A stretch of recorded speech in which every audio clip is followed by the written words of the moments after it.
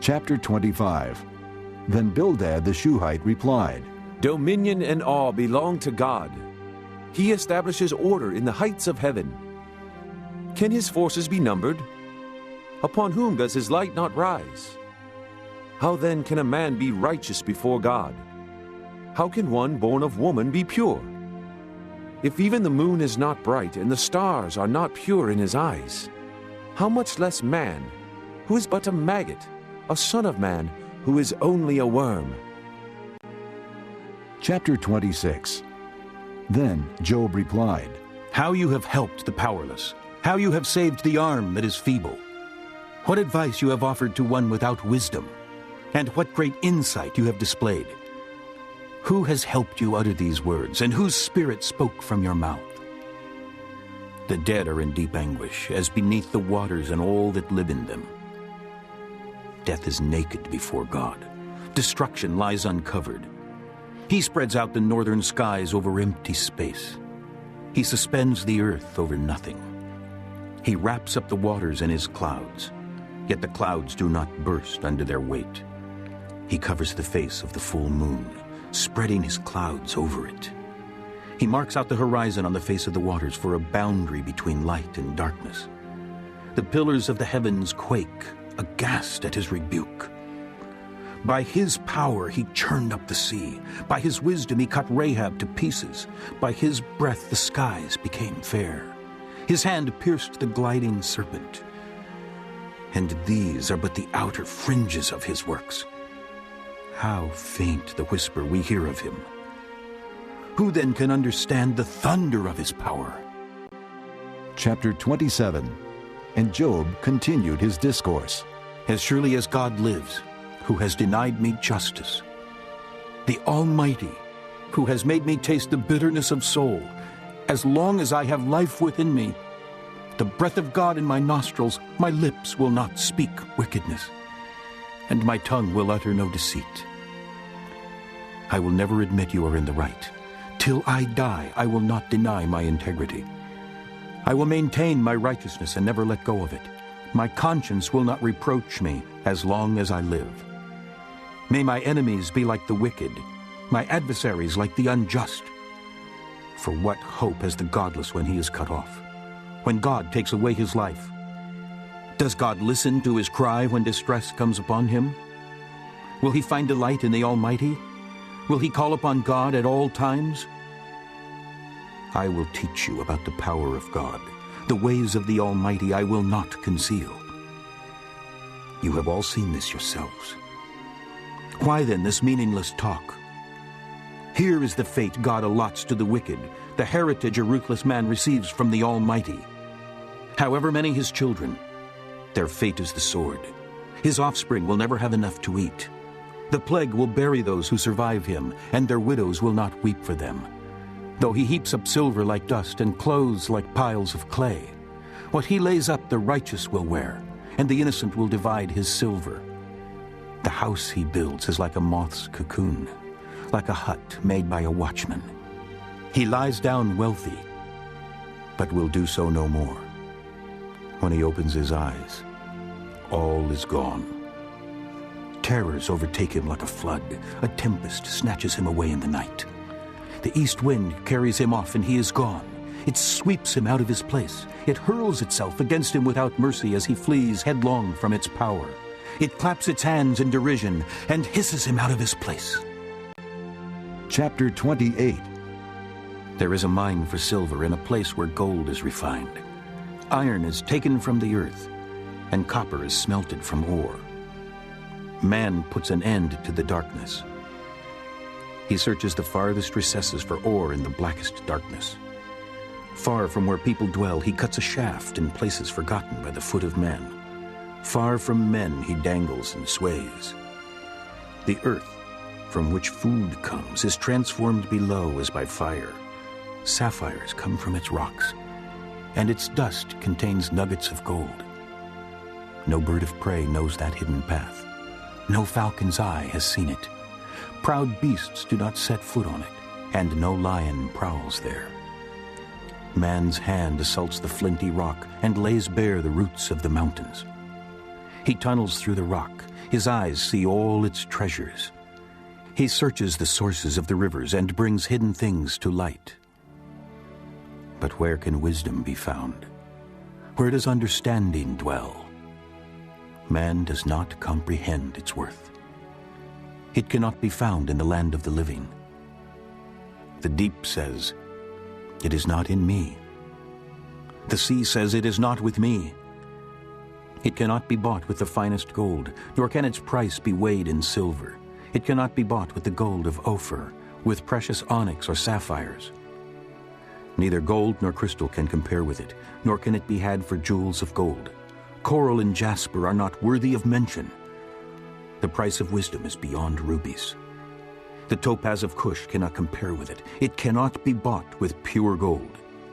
Where then does wisdom come from? Where does understanding dwell? It is hidden from the eyes of every living thing, concealed even from the birds of the air. Destruction and death say, "Only a rumor of it has reached our ears." God understands the way to it, and He alone knows where it dwells. For He views the ends of the earth and sees everything under the heavens. When He established the force of the wind and measured out the waters, when He made a decree for the rain and a path for the thunderstorm, then He looked at wisdom and appraised it. He confirmed it and tested it. And He said to man, "The fear of the Lord, that is wisdom, and to shun evil is understanding." Chapter 29. Job continued his discourse. How I long for the months gone by, for the days when God watched over me, when His lamp shone upon my head, and by His light I walked through darkness.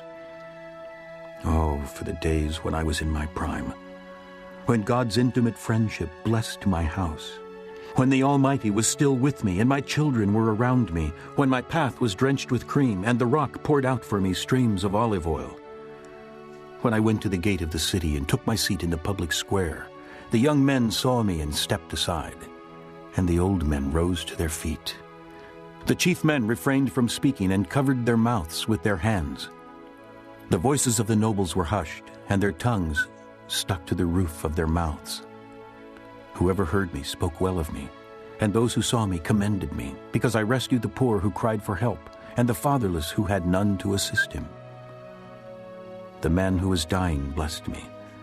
I made the widow's heart sing. I put on righteousness as my clothing. Justice was my robe and my turban. I was eyes to the blind and feet to the lame. I was a father to the needy. I took up the case of the stranger. I broke the fangs of the wicked and snatched the victims from their teeth. I thought, I will die in my own house. My days are as numerous as the grains of sand. My roots will reach to the water, and the dew will lie all night on my branches. My glory will remain fresh in me, the bow ever new in my hand. Men listened to me expectantly, waiting in silence for my counsel. After I had spoken, they spoke no more. My words fell gently on their ears. They waited for me as for showers and drank in my words as the spring rain. When I smiled at them, they scarcely believed it. The light of my face was precious to them. I chose the way for them and sat as their chief. I dwelt as a king among his troops. I was like one who comforts mourners. Chapter 30. But now they mock me. Men younger than I, whose fathers I would have disdained to put with my sheepdogs. Of what use was the strength of their hands to me, since their vigor had gone from them? Haggard from want and hunger, they roamed the parched land in desolate wastelands at night. In the brush they gathered salt herbs, and their food was the root of the broom tree. They were banished from their fellow men, shouted at as if they were thieves. They were forced to live in the dry stream beds, among the rocks and in holes in the ground. They brayed among the bushes and huddled in the undergrowth. A base and nameless brood. They were driven out of the land.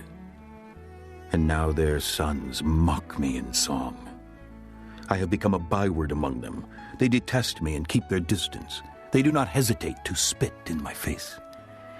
Now that God has unstrung my bow and afflicted me, they throw off restraint in my presence. On my right the tribe attacks. They lay snares for my feet. They build their siege ramps against me. They break up my road. They succeed in destroying me without anyone's helping them.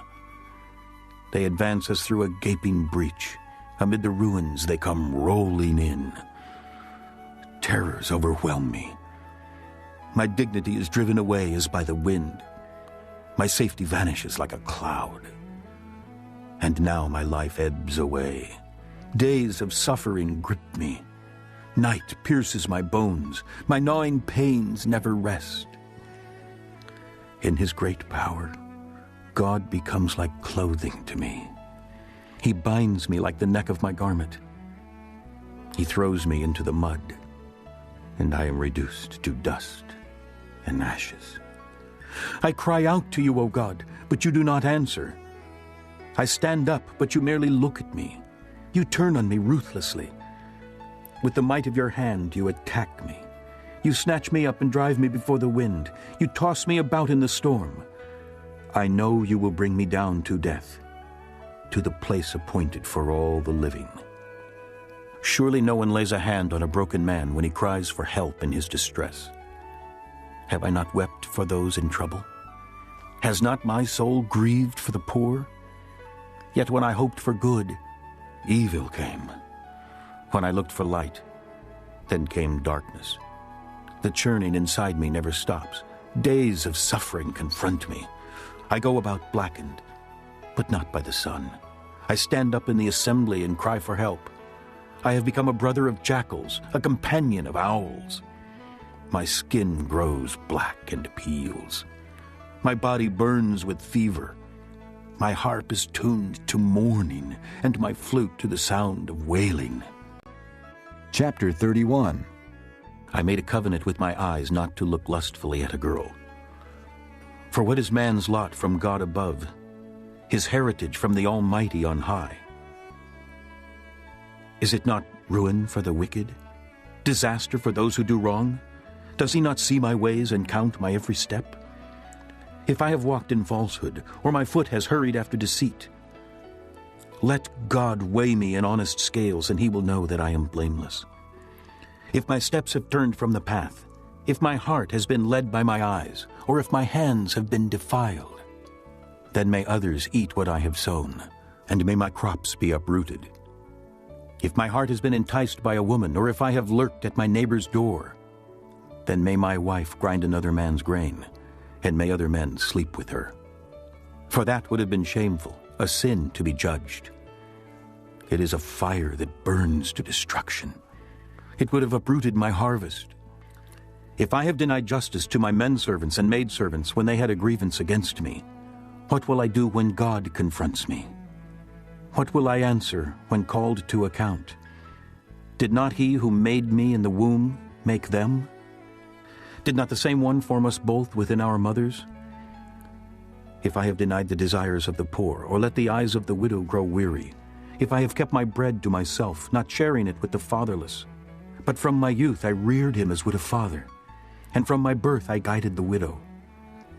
If I have seen anyone perishing for lack of clothing, or a needy man without a garment, and his heart did not bless me for warming him with the fleece from my sheep, if I have raised my hand against the fatherless, knowing that I had influence in court, then let my arm fall from the shoulder. Let it be broken off at the joint. For I dreaded destruction from God, and for fear of his splendor, I could not do such things.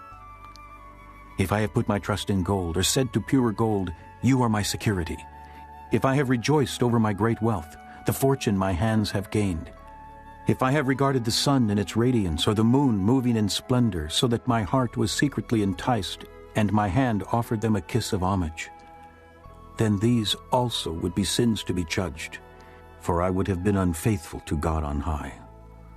If I have rejoiced at my enemy's misfortune, or gloated over the trouble that came to him, I have not allowed my mouth to sin by invoking a curse against his life. If the men of my household have never said, who has not had his fill of Job's meat? But no stranger had to spend the night in the street, for my door was always open to the traveler. If I have concealed my sin as men do, by hiding my guilt in my heart, because I so feared the crowd and so dreaded the contempt of the clans that I kept silent and would not go outside. Oh, that I had someone to hear me! I sign now my defense. Let the Almighty answer me. Let my accuser put his indictment in writing. Surely I would wear it on my shoulder. I would put it on like a crown. I would give him an account of my every step. Like a prince I would approach him. If my land cries out against me and all its furrows are wet with tears, if I have devoured its yield without payment or broken the spirit of its tenants, then let briars come up instead of wheat and weeds instead of barley. The words of Job are ended. Chapter 32. So these three men stopped answering Job, because he was righteous in his own eyes. But Elihu, son of Barachel, the Buzite, of the family of Ram, became very angry with Job for justifying himself rather than God. He was also angry with the three friends, because they had found no way to refute Job, and yet had condemned him. Now Elihu had waited before speaking to Job, because they were older than he. But when he saw that the three men had nothing more to say, his anger was aroused. So Elihu, son of Barachel, the Buzite, said, I am young in years, and you are old. That is why I was fearful, not daring to tell you what I know. I thought, age should speak, advanced years should teach wisdom. But it is the spirit in a man, the breath of the Almighty, that gives him understanding. It is not only the old who are wise, not only the aged who understand what is right. Therefore I say, listen to me. I too will tell you what I know. I waited while you spoke. I listened to your reasoning. While you were searching for words, I gave you my full attention. But not one of you has proved Job wrong. None of you has answered his arguments. Do not say, we have found wisdom. Let God refute him, not man. But Job has not marshaled his words against me, and I will not answer him with your arguments. They are dismayed and have no more to say. Words have failed them. Must I wait now that they are silent, now that they stand there with no reply? I too will have my say. I too will tell what I know. For I am full of words, and the spirit within me compels me. Inside I am like bottled up wine, like new wineskins ready to burst. I must speak and find relief. I must open my lips and reply. I will show partiality to no one, nor will I flatter any man, for if I were skilled in flattery, my Maker would soon take me away. Chapter 33. But now, Job, listen to my words. Pay attention to everything I say. I am about to open my mouth. My words are on the tip of my tongue. My words come from an upright heart. My lips sincerely speak what I know. The Spirit of God has made me. The breath of the Almighty gives me life. Answer me then if you can. Prepare yourself and confront me. I am just like you before God. I too have been taken from clay. No fear of me should alarm you, nor should my hand be heavy upon you. But you have said in my hearing, I heard the very words, I am pure and without sin. I am clean and free from guilt. Yet God has found fault with me. He considers me his enemy. He fastens my feet in shackles. He keeps close watch on all my paths. But I tell you, in this you are not right, for God is greater than man. Why do you complain to him that he answers none of man's words? For God does speak, now one way, now another, though man may not perceive it. In a dream, in a vision of the night, when deep sleep falls on men as they slumber in their beds, he may speak in their ears and terrify them with warnings, to turn man from wrongdoing and keep him from pride, to preserve his soul from the pit, his life from perishing by the sword. Or a man may be chastened on a bed of pain with constant distress in his bones, so that his very being finds food repulsive and his soul loathes the choicest meal. His flesh wastes away to nothing, and his bones, once hidden, now stick out. His soul draws near to the pit, and his life to the messengers of death. Yet if there is an angel on his side as a mediator, 1 out of 1,000, to tell a man what is right for him, to be gracious to him and say, spare him from going down to the pit. I have found a ransom for him. Then his flesh is renewed like a child's. It is restored as in the days of his youth. He prays to God and finds favor with him. He sees God's face and shouts for joy. He is restored by God to his righteous state. Then he comes to men and says, I sinned and perverted what was right, but I did not get what I deserved. He redeemed my soul from going down to the pit, and I will live to enjoy the light. God does all these things to a man, twice, even 3 times, to turn back his soul from the pit, that the light of life may shine on him. Pay attention, Job, and listen to me. Be silent, and I will speak. If you have anything to say, answer me. Speak up, for I want you to be cleared. But if not, then listen to me. Be silent, and I will teach you wisdom. Chapter 34. Then Elihu said, Hear my words, you wise men. Listen to me, you men of learning. For the ear tests words as the tongue tastes food. Let us discern for ourselves what is right. Let us learn together what is good. Job says, I am innocent, but God denies me justice. Although I am right, I am considered a liar. Although I am guiltless, his arrow inflicts an incurable wound. What man is like Job, who drinks scorn like water? He keeps company with evildoers. He associates with wicked men, for he says, It profits a man nothing when he tries to please God. So listen to me, you men of understanding. Far be it from God to do evil, from the Almighty to do wrong. He repays a man for what he has done. He brings upon him what his conduct deserves. It is unthinkable that God would do wrong, that the Almighty would pervert justice. Who appointed him over the earth? Who put him in charge of the whole world? If it were his intention and he withdrew his spirit and breath, all mankind would perish together and man would return to the dust. If you have understanding, hear this. Listen to what I say. Can he who hates justice govern? Will you condemn the just and mighty one? Is he not the one who says to kings, You are worthless, and to nobles, You are wicked, who shows no partiality to princes and does not favor the rich over the poor, for they are all the work of his hands? They die in an instant, in the middle of the night. The people are shaken and they pass away. The mighty are removed without human hand. His eyes are on the ways of men. He sees their every step. There is no dark place, no deep shadow where evildoers can hide. God has no need to examine men further, that they should come before him for judgment. Without inquiry, he shatters the mighty and sets up others in their place. Because he takes note of their deeds, he overthrows them in the night, and they are crushed. He punishes them for their wickedness, where everyone can see them, because they turned from following him and had no regard for any of his ways. They caused the cry of the poor to come before him, so that he heard the cry of the needy. But if he remains silent, who can condemn him? If he hides his face, who can see him? Yet he is over man and nation alike, to keep a godless man from ruling, from laying snares for the people. Suppose a man says to God, I am guilty but will offend no more. Teach me what I cannot see. If I have done wrong, I will not do so again. Should God then reward you on your terms when you refuse to repent?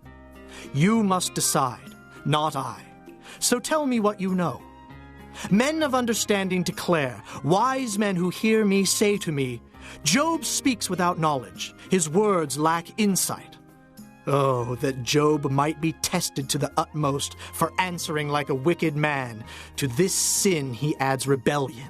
Scornfully he claps his hands among us and multiplies his words against God. Chapter 35. Then Elihu said, Do you think this is just? You say, I will be cleared by God. Yet you ask him, What profit is it to me, and what do I gain by not sinning? I would like to reply to you and to your friends with you. Look up at the heavens and see. Gaze at the clouds so high above you. If you sin, how does that affect him? If your sins are many, what does that do to him? If you are righteous, what do you give to him, or what does he receive from your hand? Your wickedness affects only a man like yourself, and your righteousness only the sons of men. Men cry out under a load of oppression. They plead for relief from the arm of the powerful. But no one says, "Where is God my Maker, who gives songs in the night, who teaches more to us than to the beasts of the earth, and makes us wiser than the birds of the air?" He does not answer when men cry out because of the arrogance of the wicked. Indeed, God does not listen to their empty plea. The Almighty pays no attention to it. How much less, then, will he listen when you say that you do not see him, that your case is before him and you must wait for him, and further, that his anger never punishes and he does not take the least notice of wickedness? So Job opens his mouth with empty talk. Without knowledge, he multiplies words. Chapter 36. Elihu continued. Bear with me a little longer, and I will show you that there is more to be said in God's behalf. I get my knowledge from afar. I will ascribe justice to my Maker. Be assured that my words are not false. One perfect in knowledge is with you. God is mighty, but does not despise men. He is mighty and firm in his purpose. He does not keep the wicked alive, but gives the afflicted their rights. He does not take his eyes off the righteous. He enthrones them with kings and exalts them forever. But if men are bound in chains, held fast by cords of affliction, he tells them what they have done, that they have sinned arrogantly. He makes them listen to correction and commands them to repent of their evil. If they obey and serve him, they will spend the rest of their days in prosperity and their years in contentment. But if they do not listen, they will perish by the sword and die without knowledge.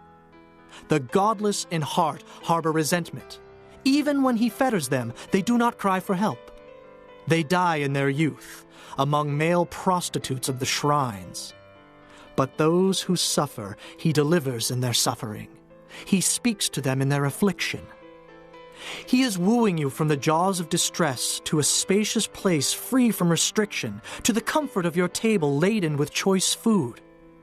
But now you are laden with the judgment due the wicked. Judgment and justice have taken hold of you. Be careful that no one entices you by riches. Do not let a large bribe turn you aside. Would your wealth, or even all your mighty efforts, sustain you so you would not be in distress? Do not long for the night, to drag people away from their homes. Beware of turning to evil, which you seem to prefer to affliction. God is exalted in his power. Who is a teacher like him? Who has prescribed his ways for him, or said to him, "You have done wrong"? Remember to extol his work, which men have praised in song. All mankind has seen it. Men gaze on it from afar. How great is God, beyond our understanding! The number of his years is past finding out. He draws up the drops of water which distill as rain to the streams. The clouds pour down their moisture, and abundant showers fall on mankind. Who can understand how he spreads out the clouds, how he thunders from his pavilion? See how he scatters his lightning about him, bathing the depths of the sea. This is the way he governs the nations and provides food in abundance. He fills his hands with lightning and commands it to strike its mark. His thunder announces the coming storm. Even the cattle make known its approach. Chapter 37. At this my heart pounds and leaps from its place. Listen. Listen to the roar of his voice, to the rumbling that comes from his mouth. He unleashes his lightning beneath the whole heaven and sends it to the ends of the earth. After that comes the sound of his roar. He thunders with his majestic voice. When his voice resounds, he holds nothing back. God's voice thunders in marvelous ways. He does great things beyond our understanding. He says to the snow, "Fall on the earth," and to the rain shower, "Be a mighty downpour," so that all men he has made may know his work. He stops every man from his labor. The animals take cover. They remain in their dens. The tempest comes out from its chamber, the cold from the driving winds. The breath of God produces ice, and the broad waters become frozen. He loads the clouds with moisture. He scatters his lightning through them. At his direction, they swirl around over the face of the whole earth to do whatever he commands them. He brings the clouds to punish men, or to water his earth and show his love. Listen to this, Job. Stop and consider God's wonders. Do you know how God controls the clouds and makes his lightning flash? Do you know how the clouds hang poised, those wonders of him who is perfect in knowledge? You who swelter in your clothes when the land lies hushed under the south wind, can you join him in spreading out the skies, hard as a mirror of cast bronze? Tell us what we should say to him. We cannot draw up our case because of our darkness. Should he be told that I want to speak? Would any man ask to be swallowed up? Now no one can look at the sun, bright as it is in the skies after the wind has swept them clean. Out of the north he comes in golden splendor. God comes in awesome majesty. The Almighty is beyond our reach and exalted in power. In his justice and great righteousness he does not oppress. Therefore, men revere him. For does he not have regard for all the wise in heart? Chapter 38. Then the Lord answered Job out of the storm. He said, Who is this that darkens my counsel with words without knowledge? Brace yourself like a man. I will question you, and you shall answer me. Where were you when I laid the earth's foundation? Tell me if you understand. Who marked off its dimensions? Surely you know. Who stretched a measuring line across it? On what were its footings set? Or who laid its cornerstone? While the morning stars sang together, and all the angels shouted for joy. Who shut up the sea behind doors when it burst forth from the womb? When I made the clouds its garment, and wrapped it in thick darkness, when I fixed limits for it, and set its doors and bars in place, when I said, This far you may come, and no farther. Here is where your proud waves halt. Have you ever given orders to the morning, or shown the dawn its place, that it might take the earth by the edges, and shake the wicked out of it?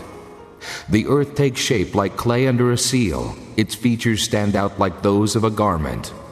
The wicked are denied their light, and their upraised arm is broken. Have you journeyed to the springs of the sea, or walked in the recesses of the deep? Have the gates of death been shown to you? Have you seen the gates of the shadow of death? Have you comprehended the vast expanses of the earth? Tell me if you know all this. What is the way to the abode of light, and where does darkness reside? Can you take them to their places? Do you know the paths to their dwellings? Surely you know, for you were already born. You have lived so many years. Have you entered the storehouses of the snow, or seen the storehouses of the hail, which I reserve for times of trouble, for days of war and battle? What is the way to the place where the lightning is dispersed, or the place where the east winds are scattered over the earth? Who cuts a channel for the torrents of rain, and a path for the thunderstorm, to water a land where no man lives, a desert with no one in it, to satisfy a desolate wasteland and make it sprout with grass? Does the rain have a father? Who fathers the drops of dew? From whose womb comes the ice? Who gives birth to the frost from the heavens, when the waters become hard as stone, when the surface of the deep is frozen? Can you bind the beautiful Pleiades? Can you loose the cords of Orion? Can you bring forth the constellations in their seasons, or lead out the bear with its cubs? Do you know the laws of the heavens? Can you set up God's dominion over the earth? Can you raise your voice to the clouds, and cover yourself with a flood of water? Do you send the lightning bolts on their way? Do they report to you, Here we are? Who endowed the heart with wisdom, or gave understanding to the mind? Who has the wisdom to count the clouds? Who can tip over the water jars of the heavens when the dust becomes hard and the clods of earth stick together? Do you hunt the prey for the lioness and satisfy the hunger of the lions when they crouch in their dens or lie in wait in a thicket? Who provides food for the raven when its young cry out to God and wander about for lack of food?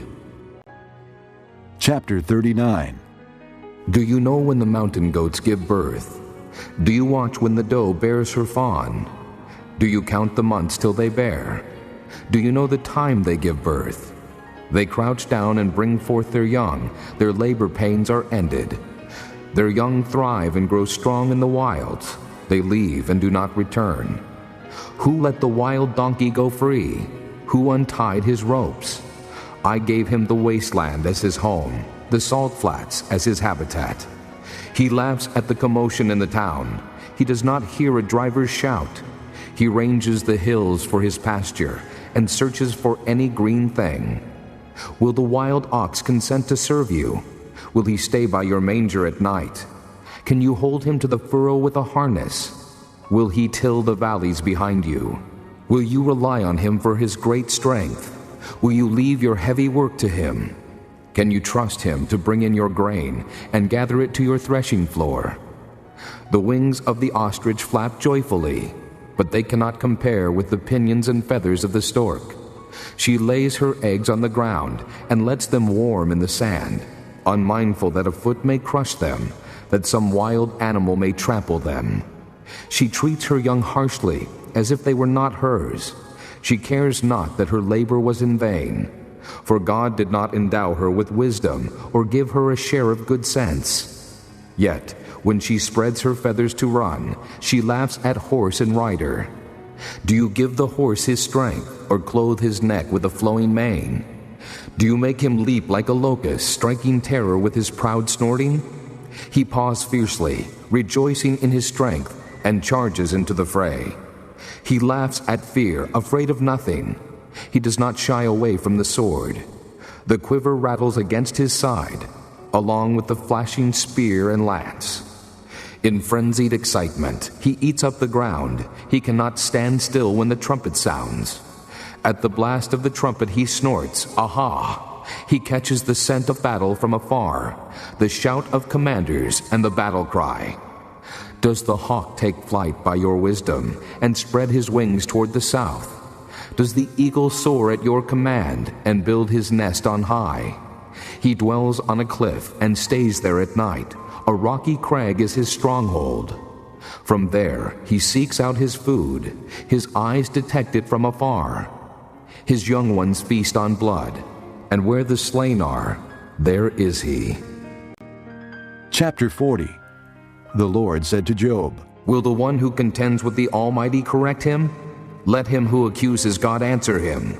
Then Job answered the Lord, I am unworthy. How can I reply to you? I put my hand over my mouth. I spoke once, but I have no answer. Twice, but I will say no more. Then the Lord spoke to Job out of the storm. Brace yourself like a man. I will question you, and you shall answer me. Would you discredit my justice? Would you condemn me to justify yourself? Do you have an arm like God's? And can your voice thunder like his? Then adorn yourself with glory and splendor, and clothe yourself in honor and majesty. Unleash the fury of your wrath. Look at every proud man and bring him low. Look at every proud man and humble him. Crush the wicked where they stand. Bury them all in the dust together. Shroud their faces in the grave. Then I myself will admit to you that your own right hand can save you. Look at the behemoth, which I made along with you, and which feeds on grass like an ox. What strength he has in his loins, what power in the muscles of his belly. His tail sways like a cedar. The sinews of his thighs are close-knit. His bones are tubes of bronze, his limbs like rods of iron. He ranks first among the works of God, yet his Maker can approach him with his sword. The hills bring him their produce, and all the wild animals play nearby. Under the lotus plants he lies, hidden among the reeds in the marsh. The lotuses conceal him in their shadow. The poplars by the stream surround him. When the river rages, he is not alarmed. He is secure, though the Jordan should surge against his mouth. Can anyone capture him by the eyes, or trap him and pierce his nose? Chapter 41. Can you pull in the Leviathan with a fishhook, or tie down his tongue with a rope? Can you put a cord through his nose, or pierce his jaw with a hook? Will he keep begging you for mercy? Will he speak to you with gentle words? Will he make an agreement with you for you to take him as your slave for life? Can you make a pet of him like a bird, or put him on a leash for your girls? Will traders barter for him? Will they divide him up among the merchants? Can you fill his hide with harpoons, or his head with fishing spears? If you lay a hand on him, you will remember the struggle and never do it again. Any hope of subduing him is false. The mere sight of him is overpowering. No one is fierce enough to rouse him. Who then is able to stand against me? Who has a claim against me that I must pay? Everything under heaven belongs to me. I will not fail to speak of his limbs, his strength, and his graceful form. Who can strip off his outer coat? Who would approach him with a bridle? Who dares open the doors of his mouth, ringed about with his fearsome teeth? His back has rows of shields, tightly sealed together. Each is so close to the next that no air can pass between.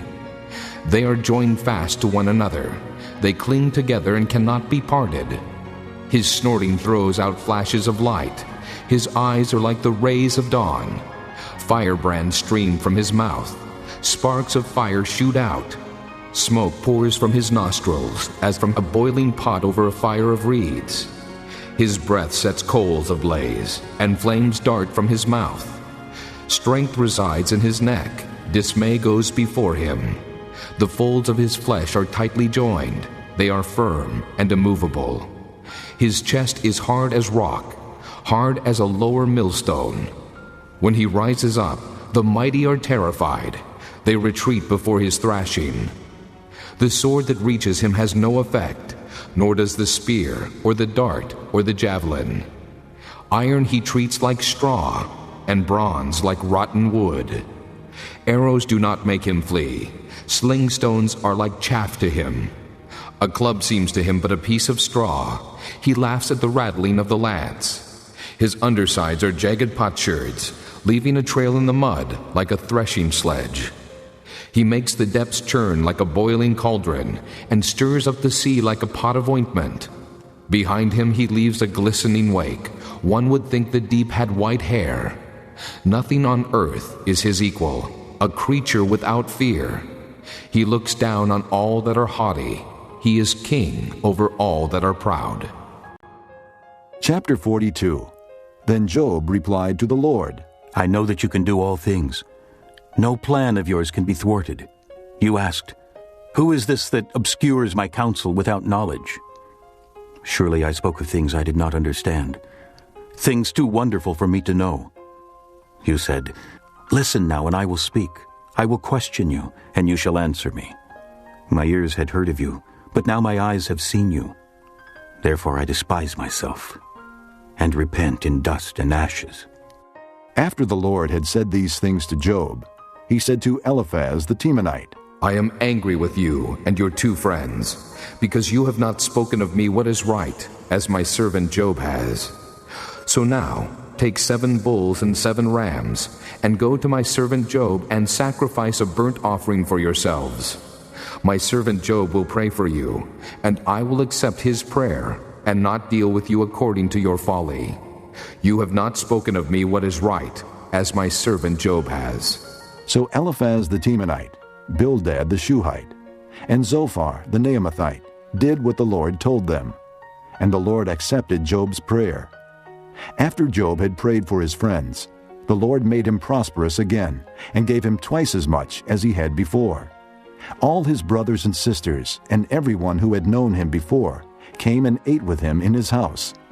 They comforted and consoled him over all the trouble the Lord had brought upon him, and each one gave him a piece of silver and a gold ring. The Lord blessed the latter part of Job's life more than the first. He had 14,000 sheep, 6,000 camels, 1,000 yoke of oxen, and 1,000 donkeys. And he also had 7 sons and 3 daughters. The first daughter he named Jemimah, the second Keziah, and the third Keren-Happuch. Nowhere in all the land were there found women as beautiful as Job's daughters, and their father granted them an inheritance along with their brothers. After this, Job lived 140 years. He saw his children and their children to the 4th generation. And so he died, old and full of years.